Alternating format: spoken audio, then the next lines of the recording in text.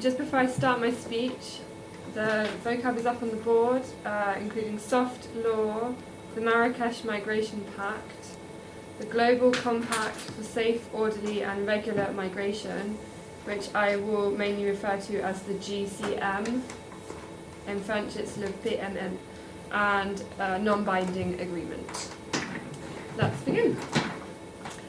An international non-binding agreement, the Global Compact for Safe, Orderly and Regular Migration, otherwise known as the GCM, was formally approved on Monday the 10th of December in Marrakesh. This happened at an intergovernmental conference which was organised by the UN with representatives from nearly 160 countries. No actual vote or signature was part of this specific meeting, but it was simply a spoken approval with the bang of a gavel to show the approval of the text.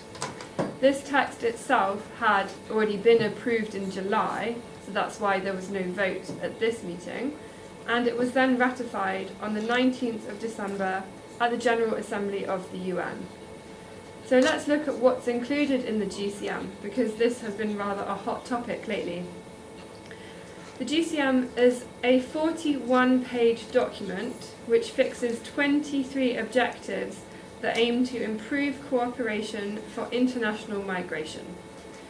These objectives include things such as collecting and using accurate and anonymous data in order to develop evidence-based migration policy. The aim of this is also to ensure that all migrants have some form of proof of identity. Another aim is to enhance the availability and flexibility of regular migration. The document also aims to encourage cooperation for tracking missing migrants and to save lives. Also, it should ensure migrants can access basic services and make provisions for both full inclusion of migrants and social cohesion. However, the GCM clearly states at the beginning of the document that it is not legally binding. It's simply a framework for international cooperation. This means that even if a country has signed the agreement, they don't have to stick to it. They can even go completely against it with their policies without receiving a single sanction. So we've looked at what the GCM includes, but what does it not include? Well, obviously migration is a hot topic right now, and it's caused much controversy in Western society. This is why the existence of this agreement has led to a lot of misinformation and political manipulation.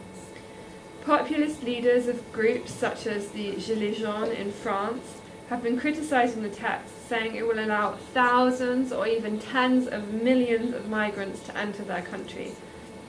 And fake news has been rife. So let's look at 3 of the top items found in fake news about the GCM. Number 1, it's opening the path for a huge influx of refugees.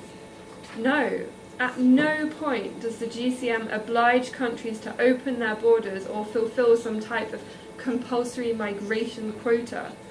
This document does not create an enforceable right for immigration either. Rather, it aims at a better understanding of the situation to deal with migration better. Secondly, it's paving the way for censoring the press. This is also not true. The GCM is supposed to promote independent information that's objective, reliable, and even easy to access online. The idea rather is to stop subsidized media outlets that systematically encourage intolerance, xenophobia, racism, and other forms of discrimination towards migrants, whilst maintaining the freedom of the press. And the third piece of fake news is that the GCM is trying to replace workers. For some extreme right-wing ministers, such as the MEP Bernard Monod, the agreement apparently suggests that Europeans should be replaced by migrants and favours using immigrant workers paid €1 an hour. The agreement actually says the complete opposite. that migrant access to decent work should be facilitated, providing that the work is decent. You can swap. No. So, what's the point of a binding text? This is what is called a soft law instrument. It has a symbolic value, even if it does not actually bring legally binding constraints with it.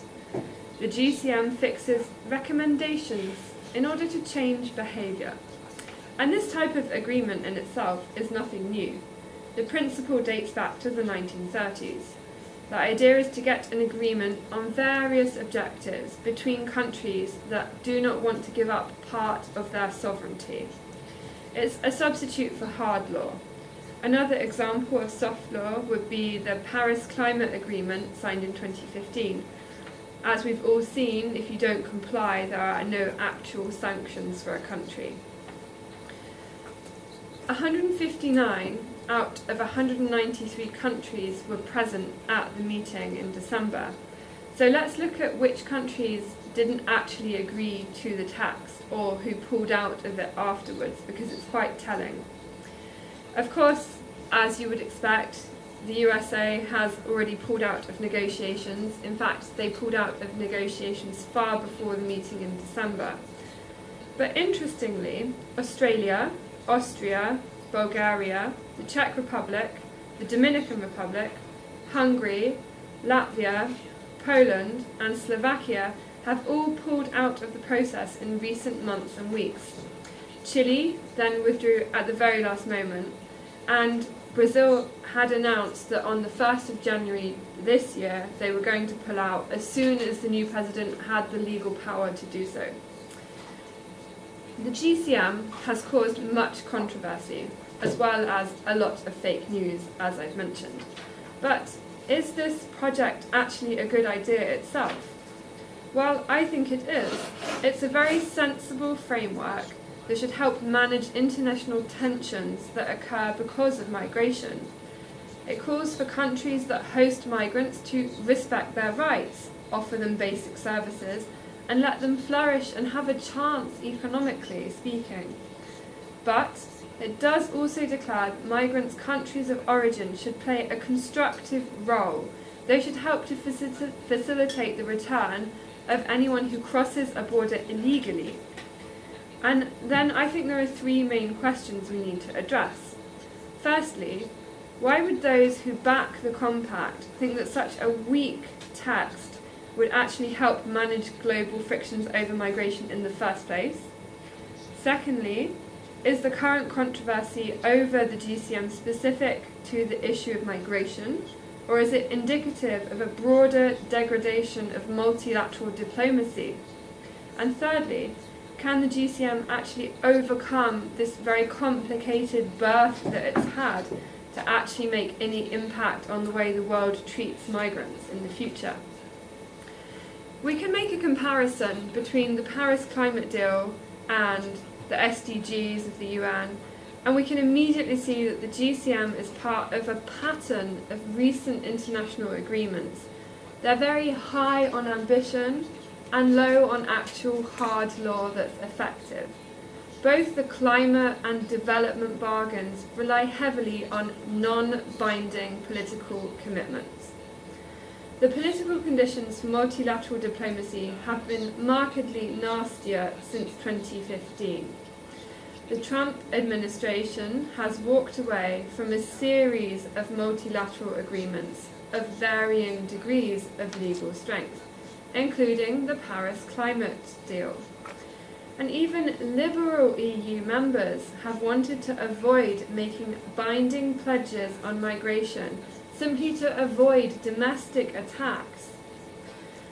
But to address global warming and movement of people, we really need to pull together with actors like multinational corporations and city governments to handle these complex policy issues, because national authorities cannot solve these, and we need to have a new system instead of the traditional legally binding UN agreements. So, does this mean that the GCM is essentially useless? Well, The history of diplomacy itself suggests that this type of opaque agreement can be valuable. The GCM provides a conceptual framework and, let's face it, political ammunition for those who would like to see a rational international approach to migration emerge over time. The politics around the Marrakesh conference itself were rather unpleasant, but there's no reason to think that the ideas behind the GCM will evolve into legally binding commitments in the near future. Those who criticise the compact might be right to worry that the principles could gain weight over time. International migration, like climate change, will be a global reality far beyond today's political spats. The GCM's main proposals for managing this process will remain relevant and even gain in urgency. The politicians, diplomats, and advocates for the project who gathered in Marrakesh should not be worrying about these frictions. The negotiations may help set the stage for something better and greater that will help migrants in the future. Thank you.